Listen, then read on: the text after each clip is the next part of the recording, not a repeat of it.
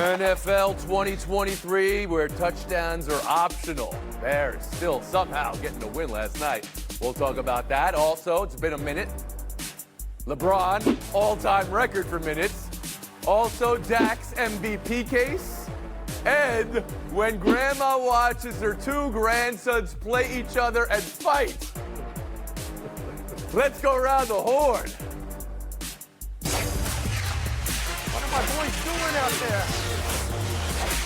The Chucks are approaching the first family of hockey, at least current edition. Grandma Chuck there taking in the festivities. We'll get to that later. Bears 12, Vikings 10. Chicago winning a game without scoring a touchdown. Minnesota broken by the 4 Josh Dobbs interceptions.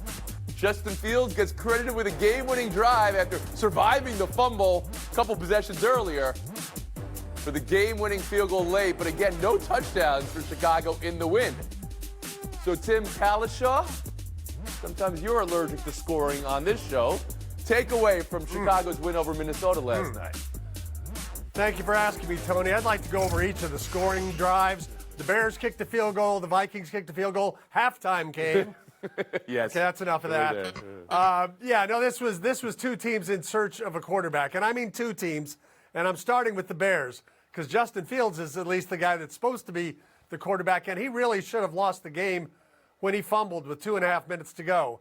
That was a bad fumble. He should have seen that defender coming. It wasn't like a blind shot where somebody strips the ball away. And if the Vikings could have just got one first down or even moved the ball maybe 8 yards and kicked the field goal and had a 4-point lead instead of a 1-point lead, that would have been the game. So he really got bailed out by the Bears defense and the ineptitude of Dobbs. I think the clock has run out on that experiment. And Kirk Cousins, again, seems more valuable than ever. Give him $50 million to bring him back. Marcel Louis-Jacques, you have a takeaway from last night?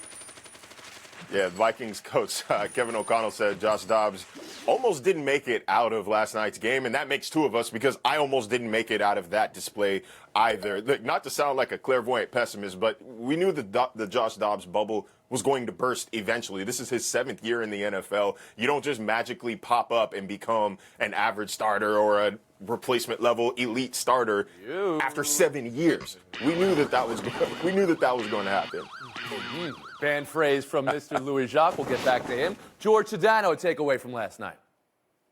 Tony, the micro is this. The Vikings had that game to win, and honestly, I'm going to put it at the feet of Brian Flores. If you look at the way they blitzed Justin Fields earlier in that game, every time they blitzed him, Fields was terrible. When they didn't blitz him, he was able to complete passes. And in the last drive, they didn't blitz him. I didn't understand the logic to that. But the macro is neither of these teams are very good, okay? I know the Vikings made a little bit of a surge, and the Dobbs situation was cool. But, yes, Dobbs is who he is. He's a good player in the sense of he's decent as a backup at times, but this is who he is mostly. It's why he doesn't have a starting position in this league. Ultimately, though, with Justin Fields, I think if you're the Bears, man, you had 4 turnovers go your way, and this is how you win the game? Like, it's amazing to me how you look at this and you say to yourself, you know what? Maybe for Justin Fields' sake, it's best if they do move on, because he can go somewhere where he can get good coaching that can help his progression along, and the Bears could then draft a quarterback that they feel is more ready to insert with this team right away. David Dennis Jr., you have a takeaway from last night? My takeaway is I would like to take this game away from my memory. This is just another one of those bad games. Of bad football, and something needs to be done about that. Now, in terms of the Bears, that fan base, is sort of hanging their hat on a high draft pick, and maybe Caleb Williams and another person will come in and save that squad. But they have structural issues that they need to figure out from top to bottom beyond just Justin Fields. They have a head coach who should be better served as a defensive coordinator and an offensive coordinator who shouldn't be coordinating any offense. 2.7 air yards for Justin Fields, who can do better than that. That is inexcusable from that staff. They need an upheaval before they get those players to figure out how they're going to move in their future. Marcel Louis-Jacques, back in. All right, let me shake a couple of bits of rust off. But this is why, for the Vikings, this is why you brought Nick Mullins in, right? To be your quarterback if your starter gets hurt. Nick Mullins is healthy. It is time to make that change. Josh Dobbs was always the emergency option. And when it comes to the Bears, yeah, you are banking a lot off of these 2 top 10 picks. So you better be 100% in on Matt Eberflus, because you are never going to be this asset rich again with this type of talent coming out of the NFL draft. So this is a pitiful offseason. It's going to be hard to pass on a guy like Caleb Williams or even Drake May when Justin Fields has not taken that next step in his career. Anybody buying what David was selling, that it's a down year for the NFL, that there's some bad offenses out there? Tim Kalishaw? It's not down in Dallas when the Cowboys are at home. Yes. They average How 41 do you points do a game. over It's there? not down in Philadelphia. There's some shaky quarterback play around the league. Tommy DeVito's had some rough moments, although now he's on Multiple winning wins. Hey, watch yourself. Oh, George Sedano. Are you willing to call this a down year? Is there such a thing for the NFL? No, Tony, there's ebbs and flows to every sport. There's going to be years where there's going to be great quarterback play and years where there's not. And there's going to be a new influx of talent coming in at that position. And I think that's what drives interest and, I guess, excitement in this league. Marcel? I don't know. I cover a team that scored 70 points in one game, so it's hard for me to say that offense is down. I don't know what the around rest the of league. you plebes have to do. It's not his fault. I don't know Okay, we got that. it. I can't They speak for scored anybody 70, else, but I and you know. did go on TV and say this could be the best offense of all time. Hasn't looked exactly like that since then. That's But true. it's great Yeah, I to was about have to say, you Bills back, fans, Marcel. don't let me forget about Marcel it. was stranded in Germany for about 3 days after they had their game, and this is the first time we're seeing him since then. So points for filling out the passport and getting back. We'll move on. 66,319 minutes. Not in one game. That would be a record. But this is also a record. No one has ever played more minutes of NBA basketball than LeBron James. Set the record last night, breaking Kareem's. Set it in a 44-point loss to Philadelphia, the worst loss of his career. Oof. Afterwards, he said they need to make changes, quote, a lot of changes, end quote. George, how significant is the all-time minutes record and what LeBron said after the game? Tony, I've had enough of these conversations over the years with LeBron in these post-game scenarios where I ask him about, like, hey, what does it feel like to break this record now? And he kind of always downplays it. I'm not saying he doesn't care about it, but what he cares about is the situation at hand. And the situation at hand is he's clearly not happy with the way his team is trending at the moment. And if you look at the way they're playing, outside of LeBron and Anthony Davis most nights, the rest of that group has not played very well. Now, granted, they have tradable contracts, but those guys haven't lived up to the billing. They're a minus team. I believe minus 3.3 when D'Angelo Russell is on the floor. Austin Reeves has been very up and down this season after playing through the summer and having a new contract. Rui Hachimura has not lived up to his new contract. So there's a lot of questions about the supporting cast with the Lakers. And when I think he says a lot, I think he starts looking around the locker room and saying, maybe we do need to make more changes. Maybe bringing everybody back was not the right move in this particular David Dennis Jr.? I mean, let's start with the minutes. It's impressive. It's not as impressive as Tim Kalishaw leading the around the horn minutes all time. So congratulations to him. I think that's a real thing. But in terms of the post-game comments, Tony, we are in what is called the LeBron James calendar of passive aggressiveness, and it starts right here in November, where he has he's got a prop. post-game Here we go. comment, and he says that we need a lot of work, and then by February, by the trade deadline, by All-Star Weekend, he says, hey, let him go. another owner, All right, let's another let him go. coach over there, they might be good. I might start going over there. And then the season's over, and then they don't do as well as they necessarily do, and they make a bunch of trades, and they say, hey, this is the team that we need going into the next season. All right. The next season starts, they underperform, and we're right back here where he says they need a lot of changes. It is the LeBron James calendar of passive aggressiveness. We are in phase one. Tim Kalishaw. I might be the leader in minutes. I forgot to bring props. I don't know how I was remiss on this front. Is this even a record, though? Minutes played, regular season and playoffs? I don't know that anyone knew this record actually existed before they started asking LeBron about it. I look at the Lakers like about 12 other teams in the West. They could all be playing better, except for Minnesota, which they're not going to play that well for all season long. But they're 10-8. They're not playing badly. They had a start where they played a lot of good teams and played most of them on the road. I don't think the Lakers are in. If we remember, they barely made the playoffs before they went to the Western Conference Finals. They had to play hard to get into those play-in games, and then they started going up the ladder. So really just getting in is the whole thing for that team. Marcel Louis-Jacques. Yeah, my props got confiscated in Frankfurt, but LeBron seems like kind of an emotional response to a rightfully blowout loss. They've won 4 of their last 6 games, so it's not like the sky is falling in Los Angeles. But when he says a lot of changes need to be made, how mad can he be? Nothing's moving in Los Angeles without LeBron say so. So is he talking to himself? Is he looking in the mirror here? Because this is the team that you've built. Like, they're clearly missing a third star. Like George said, they have these tradable contracts, but they need to make something happen, because when you look at the rest of the Western Conference, they are going to lap LeBron and the Lakers come playoff time, especially if Anthony Davis cannot be a reliable second option throughout the course of the season. George down back in. That's what. So, Tony, I do want to mention about Anthony Davis. If you look at his defensive metrics, they've been incredible. Granted, he did get beat up yesterday by Joel Embiid, but most people do. But ultimately, it's the offensive aspect of this where they need Anthony Davis to be the guy we saw when LeBron was injured last season. That's the Anthony Davis they need when LeBron is on the floor if they want to be a championship-level team. Tim, I'm with you. I thought, yo, Marcel, big face here. I see what's happening over there. There we go. Tim, I'm with you that I never heard the minutes record before. Do you know the games played record? Anyone know? First, LeBron is not, well, be first in minutes, not first in games played. Anyone know the record holder for games played NBA history? Give you a bonus point. Carmelo. Incorrect. Robert Parrish. Nobody's getting a point. You're all getting mutes for that. Chief, fire still next.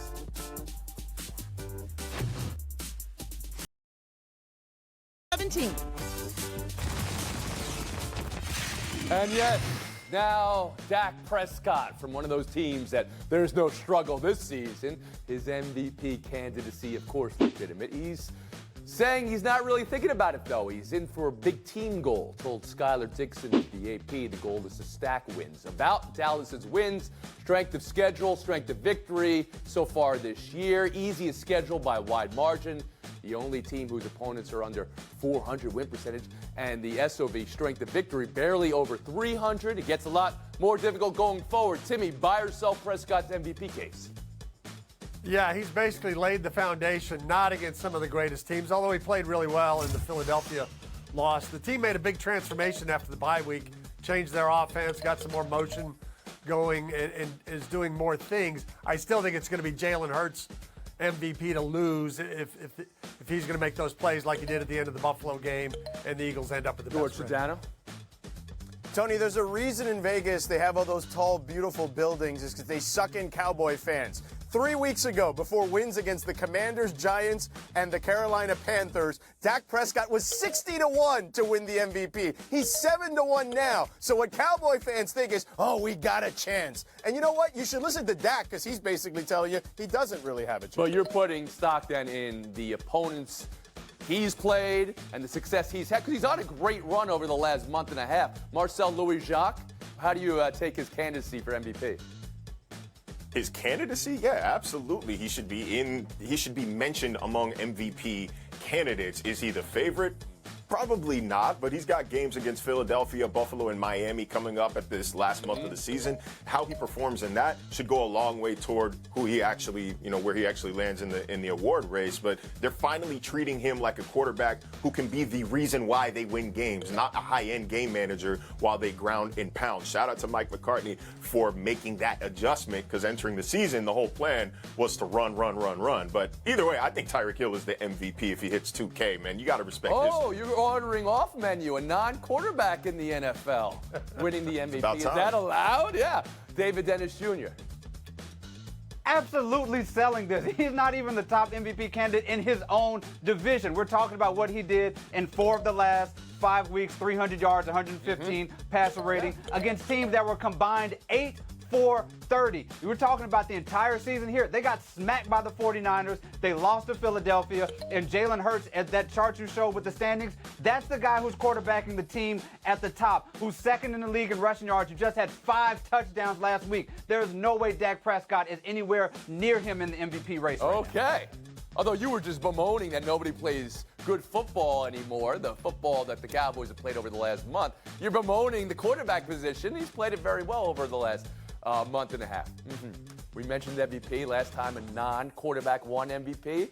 Another bonus point, free for you guys. Who was it?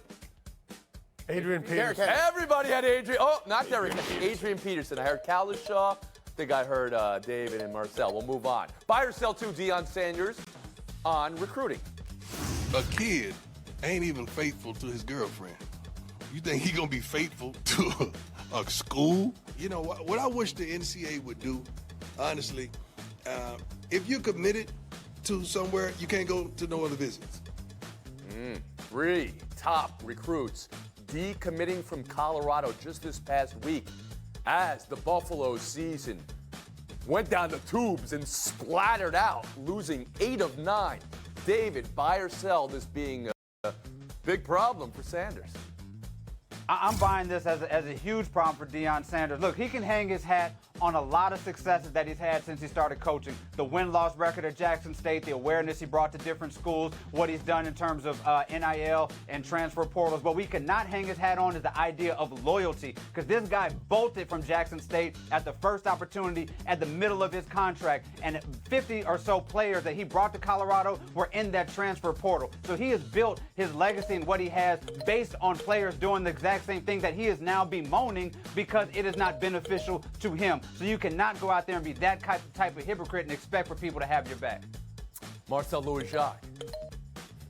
Hey, look, if your girlfriend can go to a bar and be picked up, she was not your girlfriend. Be confident in the product that you're selling, Deion. If you've got to commit, if you get the kids who you know are going to stay. Like, be confident in yourself. And the rule about, if you can't take visits unless you commit, where's the line draw? What if there's a coaching change? What if there's a death in the family? What if something happens in their personal life? We've already seen the NCAA is incapable of making nuanced decisions, so it just opens the door for a lot of messy situations and a lot of players who are at a school they don't want to be at. George Sedano. Tony, having been involved in college football now for the last couple of years, kids are more informed than they've ever been. Why? And I know some people bemoan this, but it's because they have agents involved with NIL, making them decisions. Parents are more involved. Parents are more informed because the internet allows you to be more informed about said situations. And Colorado has a ceiling, and I think that he's starting to learn that very quickly, that it's not going to change overnight. And ultimately, he should know it's signed, sealed, and delivered. Signed, sealed, delivered on the contract. If you don't have that, it doesn't matter.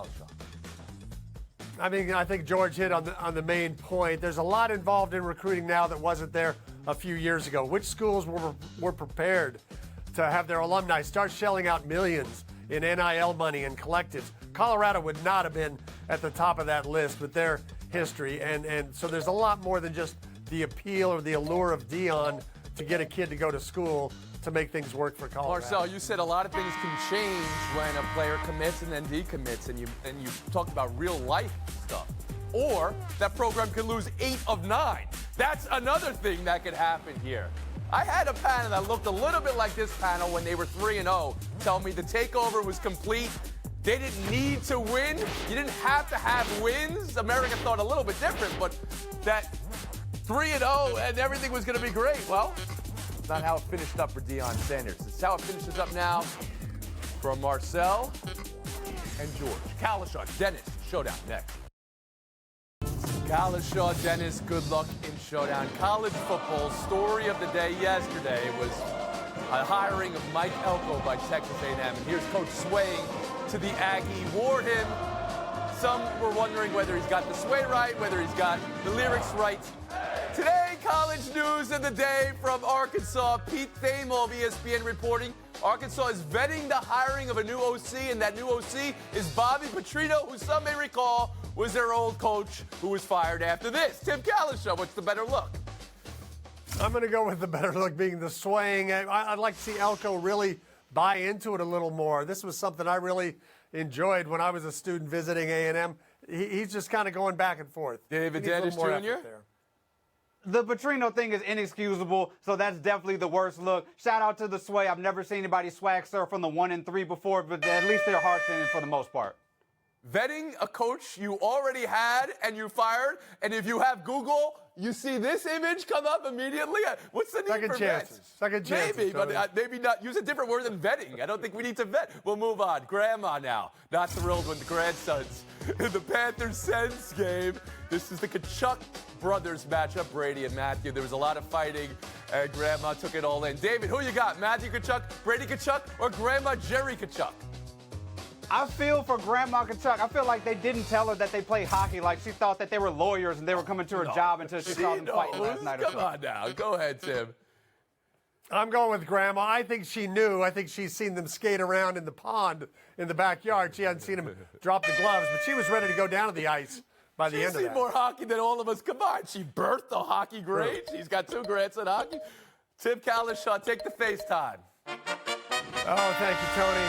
This is usually the part of the show I talk about myself or maybe my book, Drunk on Sports, still available. I'm going to talk about a different book, The Movement Made Us, by David Dennis Jr. It's a great book I read a week ago about his father, the freedom rider, who left college in New Orleans, went to Mississippi. It's a father and son tale, a human story. Everybody, The Movement Made Us. David Dennis Jr. right there. Oh, my God, How Tim. about that? We'll see you tomorrow. You're going to make me cry.